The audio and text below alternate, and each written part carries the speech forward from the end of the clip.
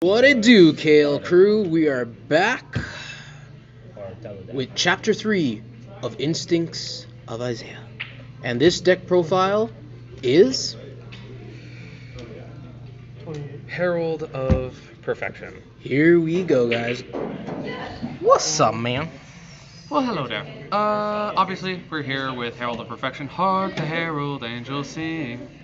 Yes, let's go. So, yeah, enough of the semantics. Getting into it, obviously, starting off with 3 of the big boy himself. Negates everything. Pretty fucking simple. Then going back to the variants I'm sure a lot of you guys have already seen, where you're running Ben 10 as your main tribute fodder to get your searches and everything off of sending it to the graveyard, as well as to get it back using the ritual spell. And then we are running the Stick and Chair as our main draw and board setup and all the other different amazing things, because being able to pop things and actually do things going second is pretty fucking nice, especially considering you can essentially just bait with your ritual, have them deal with that, and then get over their board with Stick and Chair. Next up, because this deck needs all of the draw power, we also have a Bear and Fluffle Wing toy vendor little draw engine that is supported by either ditching cost for Herald or for ditching cost for Brilliant Fusion, so you can get all of your shit in there, as well as toy vendor searches Bear whenever you ditch it with the field spell. Then, obviously, Ritual deck, running Manjus. Not 3 of, because you normally want to be using Stick and Chair over Manju, but if you have to use it, it's better to have it than not. The big ol' freaking boss monsters that you would very much like to be ending every board on, if only it was that easy. Summoner Monk to kind of be a 4th stick, essentially. Just normal summon it, summon stick when you have a chair in hand. It's essentially the same thing. If anything, you technically go plus 1 more monster off of it, which is pretty nice. Brilliant Fusion target in Gemini Garnet. Target for the ditch of the field spell. Essentially, the field spell ditches spell cards so that you can search out your light ritual stuff. You ditch this and then shuffle it back into the deck so that you can plus 1. Double terraforming to search for your field spell, because it's not a make or break, but it's definitely good to always have it. The toy vendors for the Fluffle draw. Preparation of rites, because your ritual monsters are level 6 and thus can use it. Brilliant Fusion for the engine earlier. Hark the Herald Angel Sings to summon the main guy. Ritual Sanctuary, as I said earlier, for all of that glorious searching. And Pre-Prep, still probably the best card in most Ritual decks, because, hey, a free plus all of the shit I need in my hand. And that's your main deck, correct? Yep, whole main deck, whole right. big ol' shebang of that nonsense.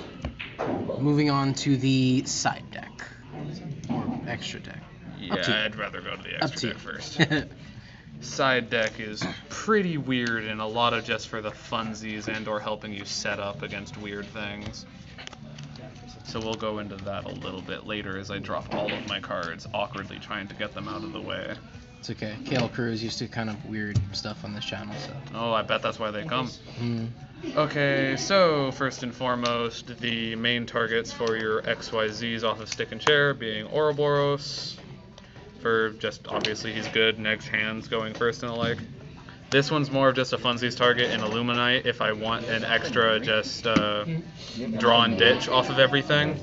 If I just want to go slightly more plus to try and go through things, it helps to be able to go into him.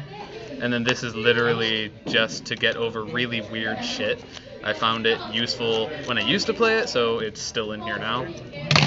Next up, there is just the blanket rank 4s with the Baguska, Utopia package, including the extra overlay so you can use this effect twice. Ooh, double stack. Yep. Karagorn to be able to protect from targeting effects on your fucking big ol' ritual guy. Removal with Castell. A wee bit of the Nightmare package with Cerebus, Phoenix, and Unicorn. Sometimes when you're going off you get really awkward, so you can be spot removaling things with these and then freaking get it set up with Unicorn, which is just free draw next turn to go ahead and fuel your freaking ritual. Then Decode Talker, just for basic point down, give me 2 spots to go into other various things. Namely going to be helping you out get to the Brilliant Fusion target in Seraph Knight, And then the last one in here is part of a side deck anti-ABC thing, and that is just freaking Chimera Tech. Essentially just side in a Cyber Dragon, special summon it if you're going second against ABCs, that way you can eat up their shit. And just have a big old beat stick with it afterward.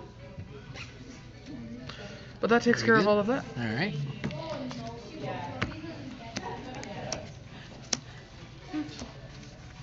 You make outlay advice? And then to that incredibly weird side deck that I was mentioning earlier. First, the just kind of basic help you setup cards. Grizzly Prison, just to go ahead and make it so that you have to deal with less shit in general when you're trying to sit on your ritual. Magic Cylinders, mainly for time. Blind Obliterations for the lulz. Summon Limit again, just to help you set up. Dank Hold to deal with boards that are already established. Meteons for the same reason, for stuff that's not able to get destroyed. The Cyber Dragon I mentioned earlier. A third Manju, because I feel like occasionally it's nice to sight in the extra search power. And then a Soul Charge to help you repair board if you feel like your opponent's getting over it numerous times. Or just to help you make sure that you can get board off in the first place. Alright, folks, that is the end of Chapter 3. Tune in for Chapter 4. Like, subscribe, and have a great night, and happy 4th of July. Aloha.